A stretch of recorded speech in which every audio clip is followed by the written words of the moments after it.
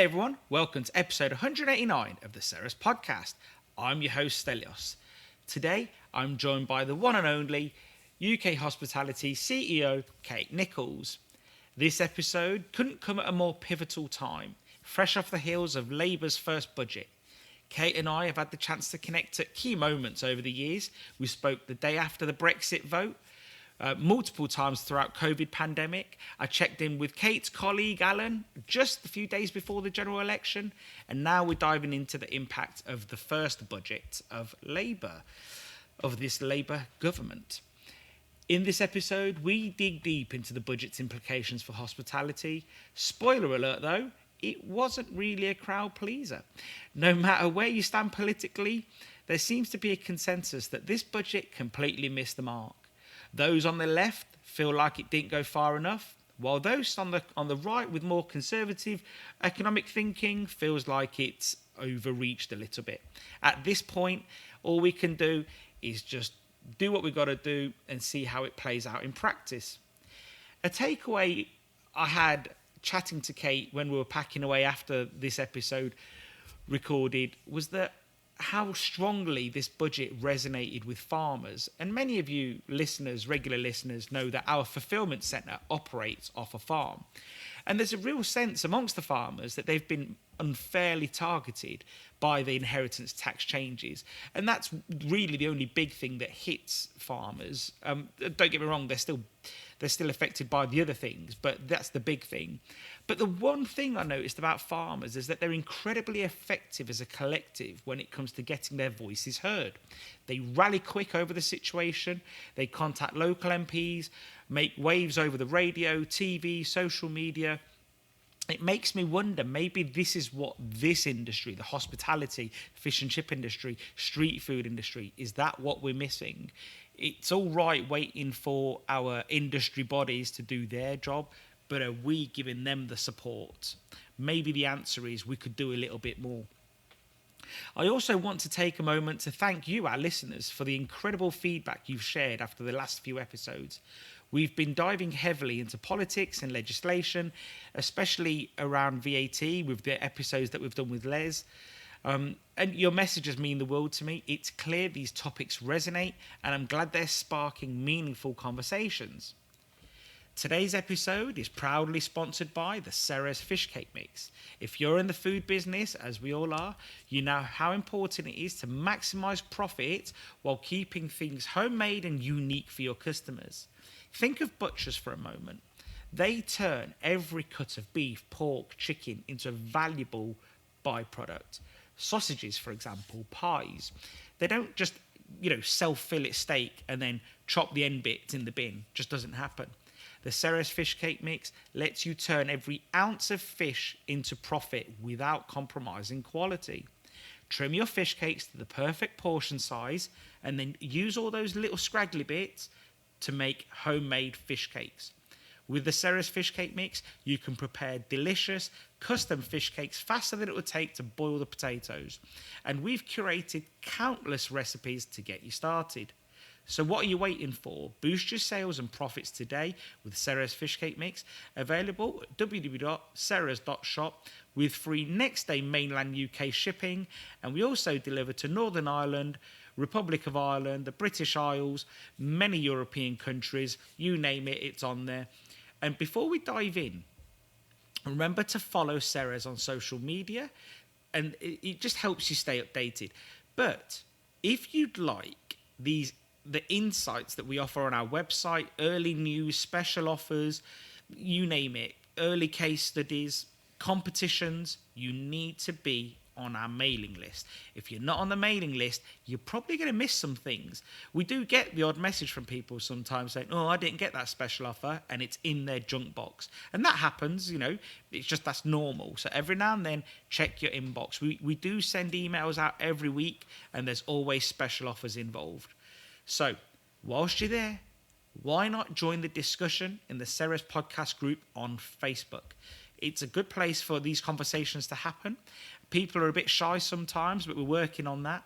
So if you do want to join any of these links, social media, mailing list, podcast group, discussion group, all the links will be in the episode show notes.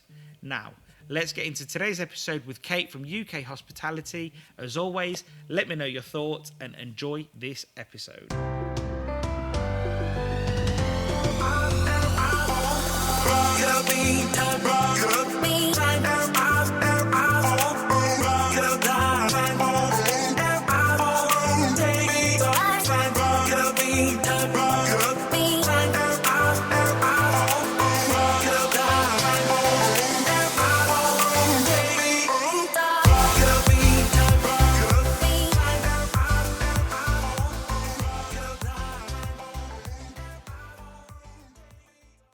Hi, Kate. Thanks for today. Not a problem at all. Pleasure to join you. We always seem to catch each other at a busy time of sort of what's going on in the country. I think we initially did our first episode the day after Brexit. We've then spoken over COVID and then the last general election, although there was lots of elections. You know, it's just been a very up and down time. Were you going into this budget thinking that things would be a little different? Yes, I think everybody was. I think we were hoping that you go through the general election, you've got a bit of calm and stability. You've got, particularly with the size of majority, you've got an opportunity for a long-term plan that you can look at economic growth. And I think, you know, as we're coming forward, this year is probably the first year that the sector was looking as though they were recovering or getting towards recovery from COVID. I suppose the optimism was that we may be able to be in a situation where this budget would be the budget that unlocked growth.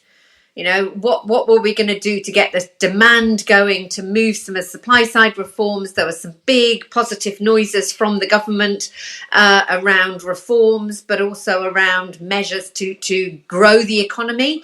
Going into the budget, you had Rachel Reeves talking about growth. And then I think on budget day, she talked about investment from the government, but also from the private sector. And I think, there was that optimism that things were about to get better, that things could improve. And while we knew that the budget was going to be tough, and we'd had tough conversations with the government about tax and the tax burden, and there was speculation about where it might fall, but we knew we were in for some bit. I don't think anybody expected the rabbit out of the hat of the change in the NIC threshold. And while people may have built in some slack around national living wage, anticipation of employer NICs going back up to 15%, because obviously we knew that was planned from before, I don't think anybody had factored in the NIC threshold changing, nor the dramatic impact that would have. And certainly I don't think there'd been the anticipation of a triple whammy again with business rates. I feel like most people, I don't know if you feel like this, but to coin a phrase from today's youth, I feel like people feel like they've been gaslit. Because one message was being given all the time, like you said, unlocking growth and so on. And then it was almost, especially for hospitality, farming and so on, it's been the complete opposite. It's been a whack over the head, hasn't it? Absolutely. I think gaslit does feel as though it's where it's at. And especially when you then compound it with messaging that talks about we're all in this together. The people with the widest shoulders are going to bear the greatest burden. Actually, it's the people who are already bearing quite a significant burden of economic problems and challenges post-COVID, existing high tax burden. If you look at hospitality and retail as a proportion of our profits, we pay the highest proportion back in tax. It's getting up for 3/4 of our profits, if you make any profits and are fortunate enough to make a profit, back in taxes. We are the highest tax sector of the economy, and yet we've been asked to bear more simply because of the quirks of the way they've structured the tax increase. So yes, it does feel really challenging. It does feel as though it's a complete 360 from where the government was looking at. And at the moment, I think many people are left scratching their heads as to understand where the growth is going to come from, how you are going to get growth in the economy, which is disproportionately service-led, when you are clobbering these businesses and the very businesses you say you want to support over the head with ever more tax increases and wage increases. And again, it's about that prioritisation. We all understand the rationale behind the living wage, the minimum wage, the desire to make work pay, but actually you're possibly making it that there is no work, and that for the businesses, work doesn't pay. You're going to see reductions in jobs, you're going to see reductions in investment, and you're going to see what should be a driver of the economy perhaps going backwards. Yeah, I think one thing, when, as you said that about the people with the broadest shoulders, one thing that makes me think, I'm not a fan of pitching economic groups against each other. I've never really liked that. But there was this rhetoric as well early on, well, after the election anyway, that, wealth taxes were going after the wealthiest, and then it's a private plane tax. Now, they'd even scared off some of the wealthy people with that rhetoric, and you'd see it in the papers, people saying, "Oh, I'm leaving." Whether they do or not is a different story, but they didn't make anybody feel welcome at that point. And that the private plane tax, to people that really don't care, like, they don't give a crap. Like, let's be honest, if you can afford a plane, like, you're not really bothered about a little tax. So I think maybe they've got some work to do on their communicating, I think. Yeah, and I think as well, I mean, prior to the election, you had a lot of rhetoric from the incoming government talking about supporting the everyday economy, the foundational economy, recognising that the high street was the heart of the community, that these businesses were not just important in and of themselves, but also because of what they did for creating places people want to live, work, invest, attracting the inward investment. If you're talking about restaurants and bars in the City of London, but at a very basic level, if you're talking about regeneration of high streets and local town centres, these businesses are instrumental. Hospitality, retail, leisure. And it's an increasing proportion of our economy. And it's that very everyday economy that you've taxed the hardest. You've got about, if you take hospitality, high streets, retail, there's around 300 billion worth of economic value in that segment. And you've got about 6 million people working in it. And these are the workers, the jobs, the economic output that you're taxing ever more. And it has to come into a law of diminishing returns. And at the same time, you're looking at, if you increase the taxes there, are you squeezing, to coin a phrase, you're not squeezing the rich till the pips squeak, you're squeezing the small businesses at the heart of our economy till the pips squeak in that sort of retail and hospitality space. But also you are jeopardising the very jobs that you say you want to encourage, entry-level jobs, people who are returning to work, those that are coming off economic inactivity. You're damaging that. And then the final area for businesses, if they can't pass anything else on, you're going to pass stuff on in price. And again, that's going to be inflationary. So it does seem like, to us, a very odd economic strategy that's going to see inflation go back up, growth slow and stagnate, jobs lost, and investment from the private sector not coming through. We've talked to our members. The national living wage, national minimum wage, NICs, and the change in business rates, cumulatively the impact of the budget there is 3.5 billion of extra costs, both tax and wage costs, that are going through the sector. You can't pass that on in terms of price. If you were looking to do that and just stand still and absorb that, you're looking at around 8 to 10% in terms of prices. That's not sustainable. You're going to lose volume. Customers are not going to come out. The headroom is not there amongst the customers. You've got a third of the sector operating at or below break even and with no cash reserves. So again, there's limited scope for where that is going to be absorbed in the margin. And we've just seen a cancellation of £7 billion of investment that would have gone into the high street on the back of that from the larger operators. So you've got a triple whammy of costs, but you've got a triple whammy of negative effects coming through that mean the government is not going to achieve its longer term ambitions. Yeah, it does feel like they're not going to at all. And I think one of the key sort of themes I see on X formerly known as Twitter. For those that don't know, like, I follow you a lot, and I follow UK Hospitality. I follow a lot of people in hospitality, and one of the common themes is that a lot of people wanted the last government out in this industry anyway, because they felt like they didn't respect hospitality. Whether it's true or not, because I do think that government did help hospitality a lot over COVID. But now I see that people sort of feel like this government doesn't care. And what were your sort of discussions like with people in the new government? Did they indicate that maybe there was problems on the horizon, or did they just sort of carry on discussing things as normal? They certainly flagged that there were problems on the horizon. Pretty rapidly from coming in, there was the talk turned to the £22 billion black hole and areas that they would need to look at. But it still had this positive, optimistic vibe to the discussions as well about how do we unlock growth, how do we unlock investment, how do we regenerate.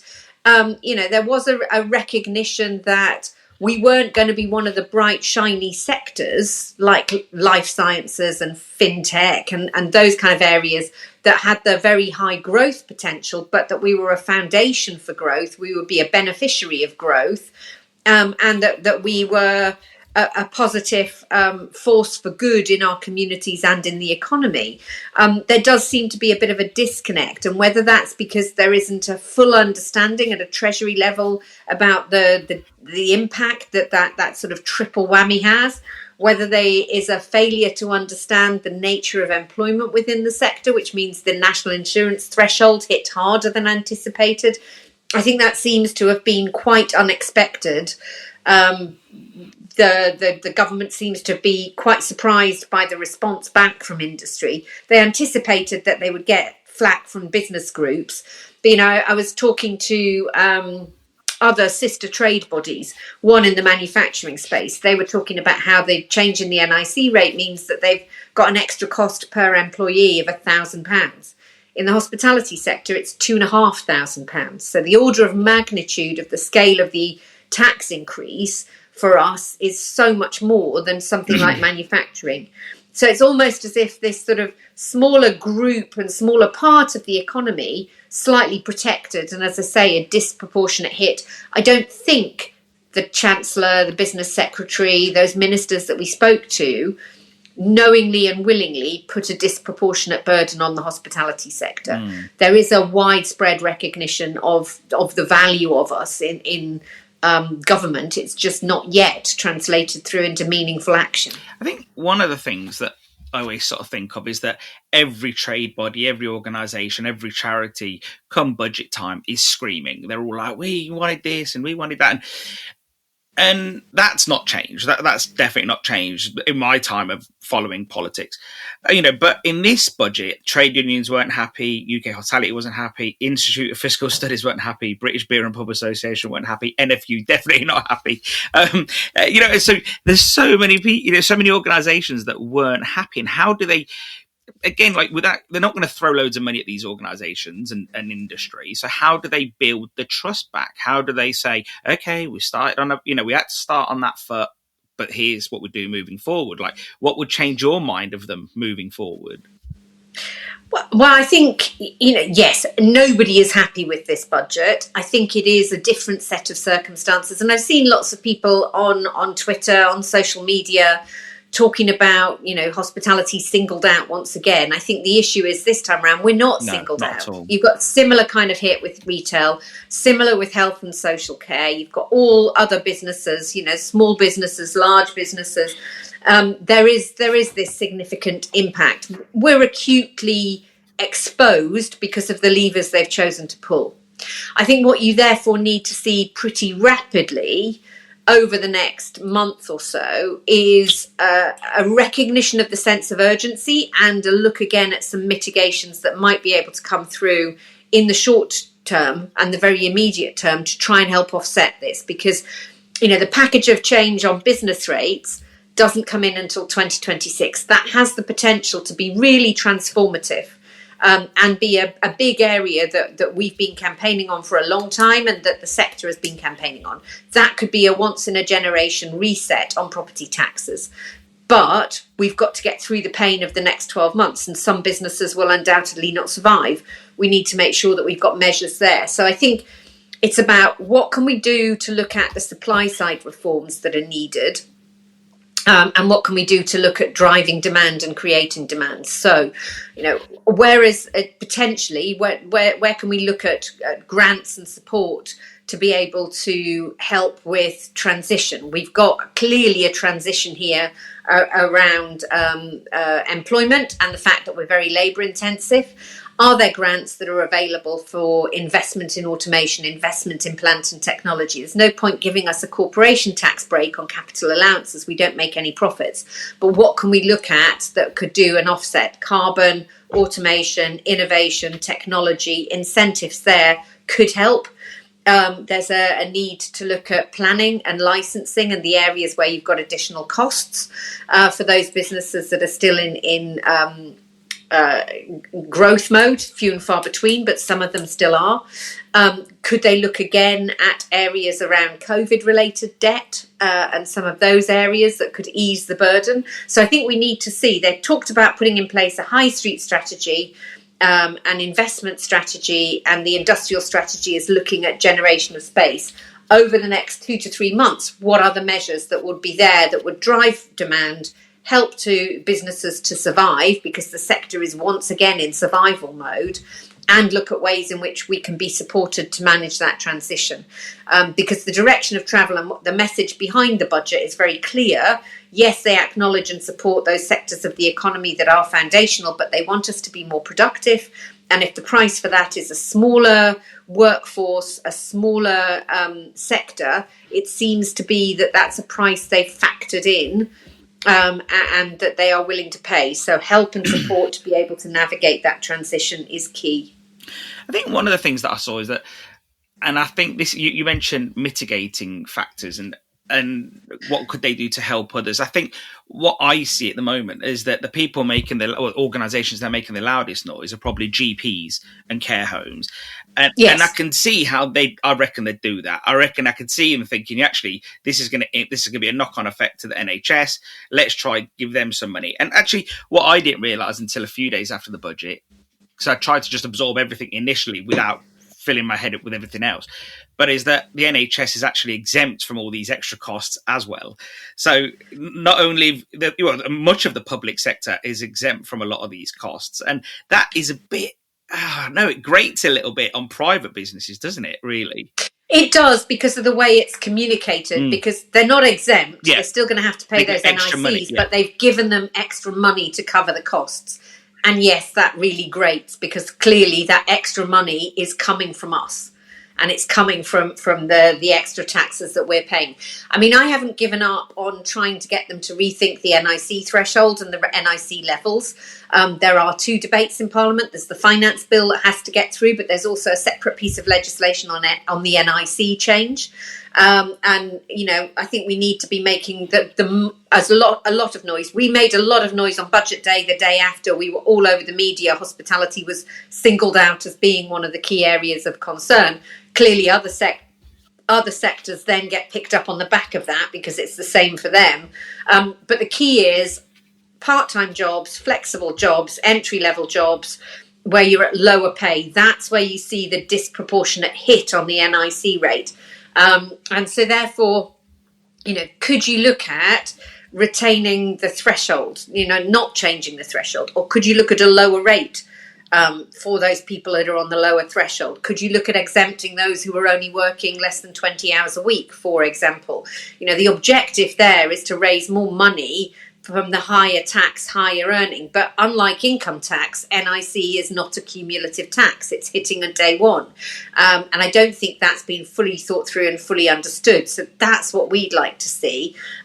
We've got a CEO's letter that is going publicly in, and we're going to do briefing around Parliament. For every person who takes the time on social media to tell me that I haven't managed to do something, or there's more that I could do, or why have I not done this?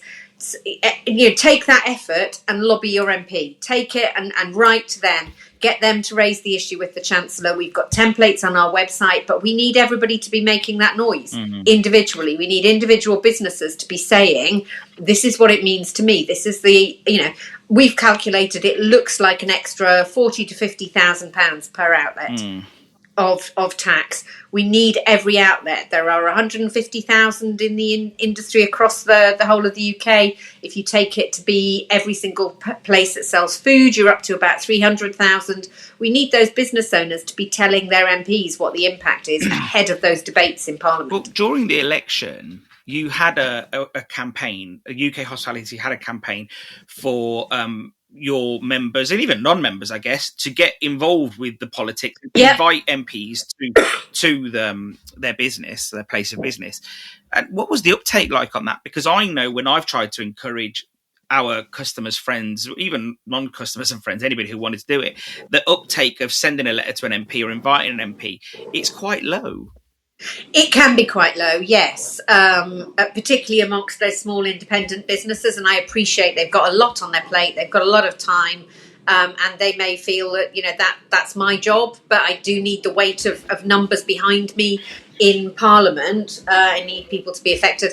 We had about 180 letters that were sent to individual MPs, multiple letters from multiple businesses, because you'll have more in one seat. 180 MPs. We did 180 MP visits ourselves, hosted on the back of that. So it does work, and it does have an impact. And the Treasury and government civil service literally weigh post bags. What I get, I was talking to people ministers during the summer, talking about business rates, and they were saying, I haven't had anybody writing to me. I haven't had anybody raising this as an issue of concern. And that comes from backbench MPs. So if you don't write to your backbench MP, they don't write to the Chancellor. The Chancellor doesn't realise that this is an issue. But if she has 300 MPs saying really concerned about if they get 300 farms and 2 hospitality, where do you think you're going to think the priority is? So we need to make sure that we are deluging people. So, sign up to the letters. So to those people that listen to this and also are on X and Facebook and wherever, and actually, and I've seen this, and I've probably said it in my time, government ministers don't have a clue. That is actually probably true. Like in the nicest way possible. Of course. Yeah. So in actual fact, get in touch, like you say, put it on their desk so they know.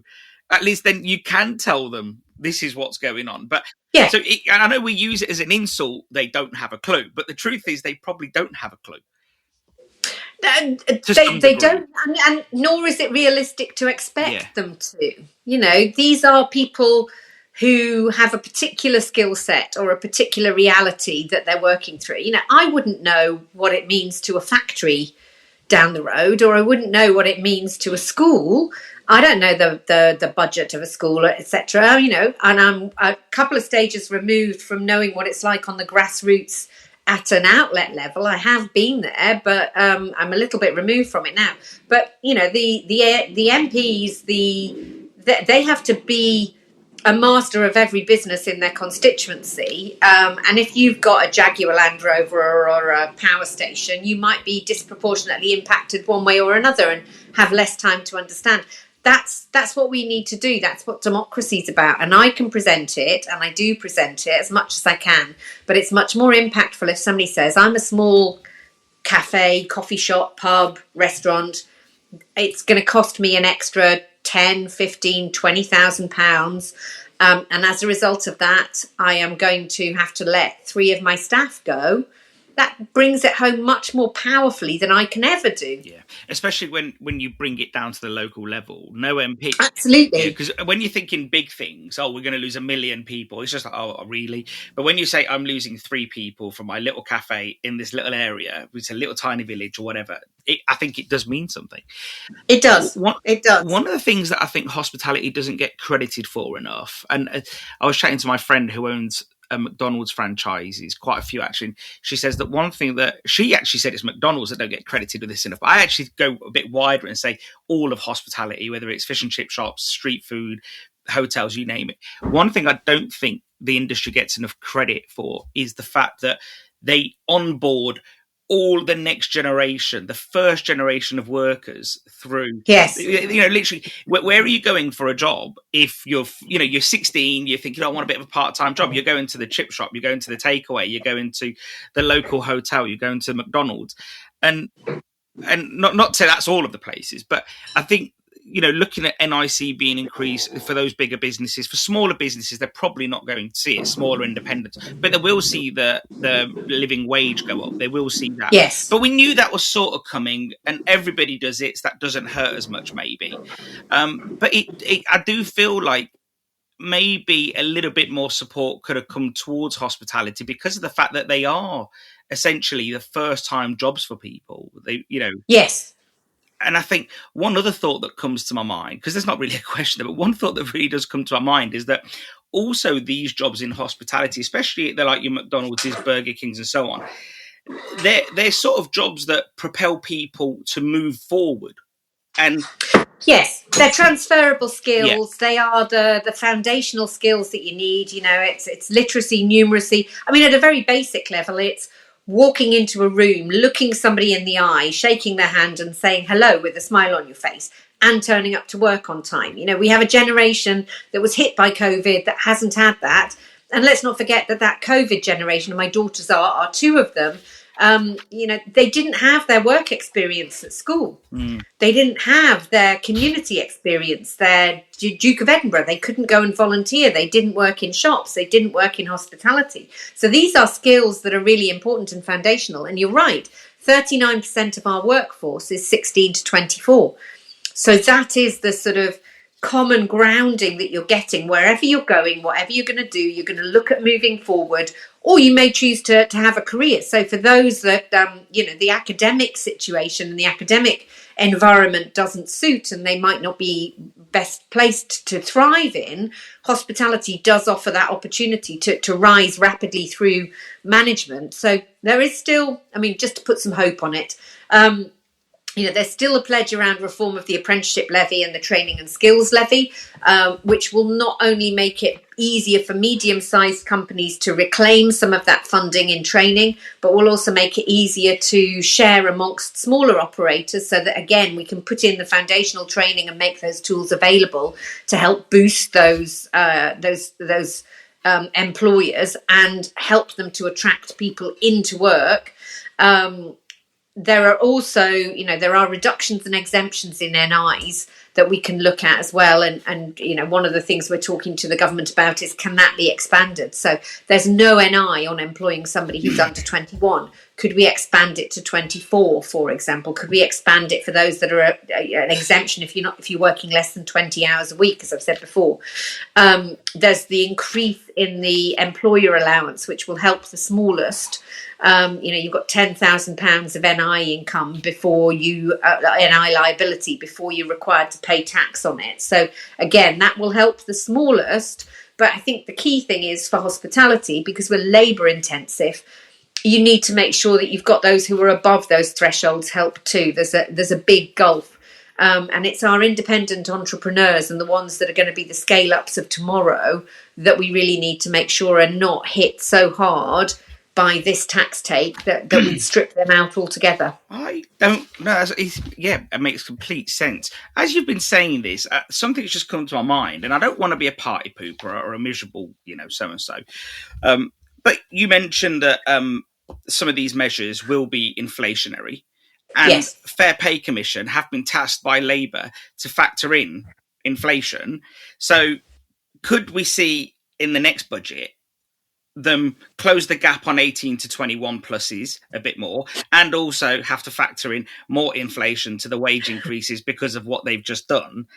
And hopefully not, but we don't know what the remit really looks like yet. In most sets of circumstances across the whole 30 years of the living wage and minimum wage being in place, average wages, average earnings have been higher and growing higher than inflation. It's very rare that inflation is higher, and that it was the last 2 years where that was particularly the case. The OBR forecast suggests that next year and the year after you get back up to about 2.7, 2.8% as inflation. So we're not looking at a big spike as we had before with the 11%. But there is a real danger, and we need to get the government to be aware of this and cognizant of this in what they do going forward, that we don't build in a wage and price inflation spiral. I think at the moment, they're saved by the fact that our prices really can't go up anymore. You're at a tipping point. You couldn't put another 6% increase through at the sort of basic level without it being really inflationary and without it pricing customers out of the marketplace. And that's a very real danger. One thought on my mind is, and this means it's regarding both governments, really, the previous one and this one, and all of them, really. Do you think they see different data to us and you? Do you think they look at hospitality as being a lot more resilient than it is? Because over the years, if we just look at the last 6 years, if we go to Brexit, when a lot of the noises probably started, like as much as everyone started noticing, let's say, everyone said, businesses are going to close, this is going to happen, this is tragic, blah, blah, blah. And I'm not minimizing anybody that's going through troubles, but from the government's point of view, they probably see that every year more hospitality venues are opening. Yes. So can you see how those two, there's the dichotomy there, isn't there? There is. And are they seeing different data to us? No. But we've obviously got a much more granular level of data about the different types of hospitality businesses and how they are getting hit. And they are looking at a macro level. And there are two things that come through time and time again when you talk to the Treasury in particular. We're seen as self-healing. So yes, we do hurt and there is a lot of pain, but we bounce back, because ultimately when the economy recovers and consumer disposable incomes recover, people do want to go out and eat and drink. So, you look at COVID, shut for the best part of 2 years, but we do bounce back. We might need support to do it. We might take time to do it. And actually, as I said at the start, this is the first year where we were looking as though we were just about recovering from COVID. So it's quite a long time to recover. But we do bounce back, and you see it in every recessionary period that you go through. We come back and the recovery is quite rapid. It takes a long time to recover, but it's quite rapid when it comes. The second bit is that our strength is that we're a sector of SMEs and entrepreneurs and startups. Startups always fail. There is a failure rate built in across the economy as a whole. Every single SME and startup, there is about a third of businesses that fail within their first year. And hospitality is no different to that. But you always get the replacement and you get a lot of churn. And so, Treasury will always come back to that. Yes, they're looking at net closures. Closures are also driven by openings. So we've got back into a steady state of reopening, or we had in the first half of this year, and that takes away the closures. So yes, you'll always get independents closing. It's very, very sad, but even in the good times, you'll get business failures. And Treasury accepts a bit of that. The third element that they look at a macro level is productivity. And we are not a very high productivity sector. We're one of the lowest, together with retail, because we're labour intensive. And the way you measure productivity means that doesn't get reflected. And so the drive from the Treasury is always, how can you improve productivity? All growth is not equal, doesn't come out the same way. So there are sort of three myths that we need to dispel or get the reality check on. And that's part and parcel of it. So, I would imagine that if you're looking at the Treasury and I'm going in and saying, on the back of this £3.5 billion hit, we're going to see probably the same level of closures as we saw during the energy crisis. We're going to see a price increase. We're going to see a drop in investment. Treasury will probably look at that and go, okay, but in about a year, 18 months time, they could come through it and they'll be back and it'll reopen again. And you do always see, you see high profile casualties and you see people coming back after 3-6 months opening a new site. Yeah, I think one of the things, and I don't know if the government see this, but you might see this data, is that if we look at a micro business, a small fish and chip shop, a small baker's, a small restaurant, it's run by someone really passionate who really knows how Yes. to do that product real good justice. They're really good at it, but it doesn't always make them a great business person or a great. No. And I think so. Sometimes there's casualties of that kind, isn't there, to some degree? Yes. Yeah. Yes. And you know, if you're being very hard-headed in the Treasury, that's the same as any sector. Yeah. Yeah. You will always get people who will start a business. And as I say, across the economy as a whole, a third of businesses that start fail within their first year for that very reason. People have great ideas and then find it doesn't work, or they're not good business people, or they can't get the finance right. And in our sector, the cost of entry is really quite low. For most types of business that you're talking about, most premises, the cost of entry is relatively low. Rent is quite high. It's probably higher in restaurant sector where you've got fit outs. But you know, you can start up relatively quickly and easily, and you get people starting in street food and then moving to bricks and mortar. We need to do more, and we need to work with the government to get the costs of that transition down so that opening your first bricks and mortar isn't as expensive. And we need that reform of business rates and business valuations to make sure that hospitality isn't disproportionately hit. And, you know, if we can try and get some of that brought forward for April rather than waiting till April 2026, so much the better. How realistic do you see them, based on what we've just seen, and the state, you know, and if we believe them of the scale of the issue, and you know, some of the evidence is there, they've obviously made choices. They use those words, choices. Some things were definitely needed, but they also chose where to put money.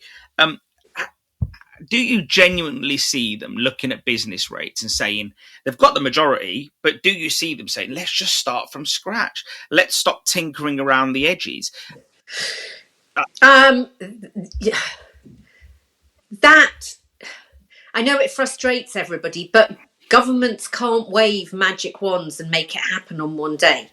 If you're going to start from scratch, rip it up and start again, it takes about 3 years. Realistically, to get through the consultation that you would have to do, because you are changing every business's tax regime. For 85% of the economy, business rates is a minor irritant. It's not a significant issue. For 15% of us in hospitality and retail, it's a burning platform, and it needs addressing. I think they've done it depends on the detail and how it gets translated through, but the change that they are proposing for a different tax rate for our sector is revolutionary. We need to make sure it's at the right level, and we need to make sure it's cemented in. But that idea of not raising more from business rates year on year on year, having it fixed, being seen as part of the corporate tax pathway, having a permanently lower rate for hospitality, transformational if we can get it right. You then could do something around that looks at how we are valued. And, you know, for pubs, for hotels, it's done on turnover. It's not done on profits. It's not done on floor space. There's a valuation methodology, but that can come afterwards or alongside. But I think that's quite a big change that they're proposing to make. And if we could get that multiplier fixed for the 3-year period of the revaluation, really helpful. But it means that we're not going from a sticking plaster from year to year to year. So again, people can plan. There's other things that need to go alongside it, particularly in the high street. You need a ban on upward-only rent reviews so that rents and rates can rebalance and have a chance to reset. But, you know, if you're talking about take it away, rip it up and start again, that's a 3-year process starting from today before we can do that. So I think what they've done is the right approach for 2026. Not saying that we can't have more reform built on top of that, but at least that's a pledge that we've got confirmed with certainty now. We should bank it and move on. I just worry sometimes that because of how, I think 1/3 of businesses do not pay rates at all. I think that was the figure that I read up on the other day.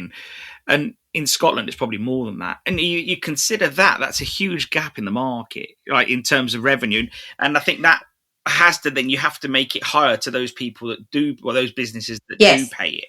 Whereas, you know, and I know many of my listeners may dislike this because they're small business, they're, you know, chip shops or, you know, small restaurants. They don't want to hear paying rates. But actually, if it was a smaller, lower price for everybody, then I can see how that would be that could be stomached by many. Yes, yes, and that might be something that they can come back to. Now we've got the smaller, lower hospitality multiplier for small premises, larger premises, and very big, and we've got it offset with a super tax on the online warehouses.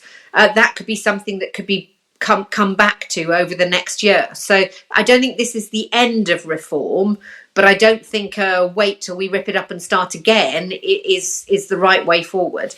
One thing I'd like to touch on before we move on today is I follow a lot of like nightlife, restaurant, pubs, Sasha Lord on X and so on, and I think the guys or the people that are business owners with pubs and nightlife and bars and so on, they feel very much left out behind everybody else, I think. And can you see anything, and I'm not suggesting you give up anything here, but it's just a thought process, but can you see anything ever getting better for that industry? Because they are sort of the ugly duckling to some degree. Nobody really wants to say it. I know what they bring into the economy is very important.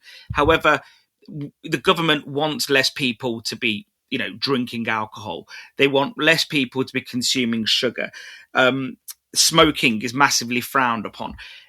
How can you help that industry whilst keeping people's alcohol intake down, for argument's sake? Well, I mean, we do help that industry because we have everything from a single site independent coffee shop, takeaway food, restaurant, cafe, to all of the pubs and nightclubs in the UK. And, there's about 38,000 pubs in the UK, about 1,000 nightclubs left. So, I think it's actually gone down just below 1,000 for the first time. So that bit of the sector, the late night sector, the nightclub sector, are very exposed to a lot of changes that are happening that are particularly demographic, but also legislative. There has been a significant decline in that part of the industry since 2005 and the Licensing Act, and then the smoking ban. So you've had real big structural changes that they're having to absorb. So we do make sure that they are also a core part of what we're doing when we're lobbying, because, we cover about 95% of the market in eating and drinking out and the nightclub entertainment space. So a very strong and important part of what we do. Also worth remembering that 2/3 of a town centre's income is generated after 7 o'clock. So, that late night segment draws people in the shoulder periods, supports the daytime economy. It's not that dichotomy. I think the bigger issue you're talking about there in terms of what the government wants to do or pressure groups want to do around healthy eating, healthy drinking, lifestyles, is to work with the sector, because you're working with the grain of where consumers are moving towards. If you look at smoking as an example, when the smoking ban came in, about 27% of the population smoked. That's now down to below 12%, and it's declining rapidly. More of them are vaping, but the actual incidence of smoking is going down quite markedly. A significant component, though, of the people who go out and drink in pubs and bars, and some of the restrictions that they were looking at on vaping as well, that's also where they go. It's not just the person who smokes, it's the person who goes out and socialises in a group where 1 or 2 people may smoke. That will be a determining factor. So that's where we want to work with the government to be able to look at how we can increase smoke-free provision, how we can make sure people have got choices. Same in alcohol. If you have a top-down government approach that says, nanny state, alcohol is bad, we want to cut it, or we want to make it more expensive or more difficult, you don't get the results. But actually working with consumer tastes, increasing the availability of lower strength products and low and no alcohol being a key component, businesses work with you and move to that respect. You've got about 25% of young people don't drink and never have. A lot of others are bookending and zebra drinking on their nights out. So you need to have a good availability of low and no product, and then you can start to nudge consumers towards healthier outcomes. More difficult with food, because people use food as a celebratory activity. It's not food for fuel, it's food for socializing. But again, you can make changes to make healthier options better available, and that's a better way of doing that. But crucially what it does is to give those businesses time to manage the demographic change. and the consumer taste and change. And if you rush at it, you will result in business failures and job losses. It's fair to say there is a demographic change. Younger people today don't go out as much as they used to, and those that do go out like different things. And some of them just want to stay home and watch Netflix. And like you said, some of them will drink, some of them won't. But one of the biggest disparities, a lot of pub owners or club owners would say, and I think you've alluded to the way they drink before, that some people drink before they go out or when they go out, is they'll go to the supermarket and buy booze that's got a lower tax rate. Surely has anybody pointed to the government and said, look, that would help bringing that up and leaving us alone over here? Well, yeah, I mean, that's why you've got a differential beer duty that's gone through in this budget, and actually this government has widened it. Now, it doesn't in any way offset the scale of the costs that are coming through, but they reduced draft beer duty by 1.7% and increased it at the headline rate. And that is a direct tax cut for consumption in the premises. It's not going to feed through in the retail space. It's not going to feed through in necessarily in price, but for suppliers, it incentivizes them to produce draft, and it incentivizes them to pass on that cost change. And we would encourage them to do so that small business operators can pass that on. But ultimately, that's not going to change the tax level. Playing around with duty on producers, duty is a producer tax, and it's a tax on production. It's not a tax on consumption.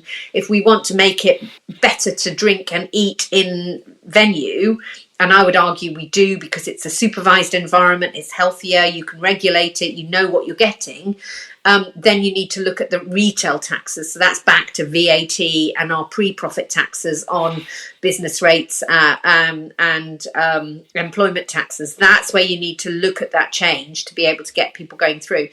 Actually, young people, some of that is about working from home. Some of that is about not being in city centres at all at those key nights, and some of it is cost of living. But, going out late at night in the entertainment side, the nightclub side that you were pointing to, it's never been wildly about drinking. The consumption of alcohol important to that component, but it's not the be all and end all, but just getting them physically out. And that's going to take a little bit of time, but they haven't got into the habit. I was reading reports last week that were saying that Gen Z doesn't know how to queue at a bar because they've only started going out during COVID. Yeah. And they, those rites of passage, again, I go back to my daughters. The first drink in a pub when you're 18, the first time you can go to a nightclub when you're 18 or 21, they miss that, and they haven't got into the habit, and we've got to provide that excuse for them to go back. We've got to make it easier for them to go back, but it's about entertainment, and it's about socialising, and it's about experience. A friend of mine's got an 18-year-old and a 21-year-old daughter, and he said when they were growing up, he dreaded the fact that they'd want to go out go out and be late all night. And now he says, I can't get them out of the house. I'm literally pushing them and saying, go and live your life. And they're just like, yeah. Maybe that'll self-correct by the time my boys are older. My boys are 5 and 10. So maybe we've got a bit of time there for that to self-correct.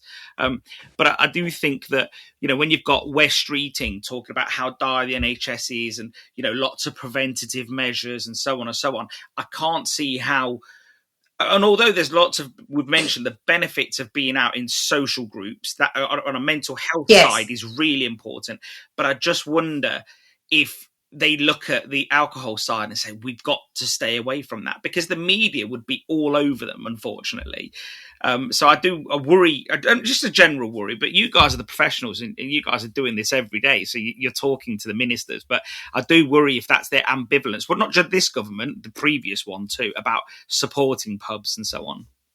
I think you're right to be concerned about it. You have an activist group in the health lobby and in the environmental lobby that probably didn't get the cut through with the last Conservative government because they were a little bit less prone to regulation. less keen to interfere. You've got those activist groups that they're coming back to the fore. They were very active in the last Labour government, Ian Gilmore and people like that pressing on anti-alcohol and anti-consumption. I think they would like to feel they've got a better hearing in this current government than the last one. But I think that's where we take it full circle to the budget. You have to look at it and say, okay, do you want to put all of this regulation on the sector when you've got a time when they're bearing the burden of costs, you're trying to get them to prioritise paying people, and you want to have some control? If our sector goes pop, if the hospitality sector reduces, people are going to be drinking more at home, smoking at home. The health consequences are going to be more adverse. They're not necessarily going to be out and socialising and somebody taking care and concern. And the trends are all towards healthier, more responsible consumption, whether that is smoking, vaping, alcohol, and also the choice in food. Yeah. But it's why we keep a close eye on it, because the same activist groups who lobby about smoking will come after you next on alcohol, next on food, next on packaging waste, and all of those kind of areas. There's huge challenges that come through, so we've got to keep on top of it. Absolutely. And talk about the positives that the industry is already doing. Well, hospitality brings joy, and it brings people together, and builds social bonds, brings families together, and not just restaurants, all sorts, takeaways, you name it, drinking at bars. So yeah, I think that it is a real responsible way to enjoy life and have fun. So it would be a shame to see that go away and fall by the wayside. Is there anything that I've missed, Kate? Anything that you're worried about that we need to discuss before we set off today? I don't think so. I think we've covered everything. Despite everything, we will keep plugging away to get that message across. We keep reinforcing the fact that we are 11% of employment in the UK. We're 5% of GDP and have the potential to grow. And we do pay an awful lot of tax already, funding those vital public services. Don't kill the goose that lays the golden egg is our message to government. And I think, we are at that tipping point, a very, very disappointing budget, but hopefully we can rebuild and get some better support going forward. Absolutely. Well, keep doing what you do, and we'll keep sharing your progress. And if there's anything we can do, let us know. Perfect. Thank you so much.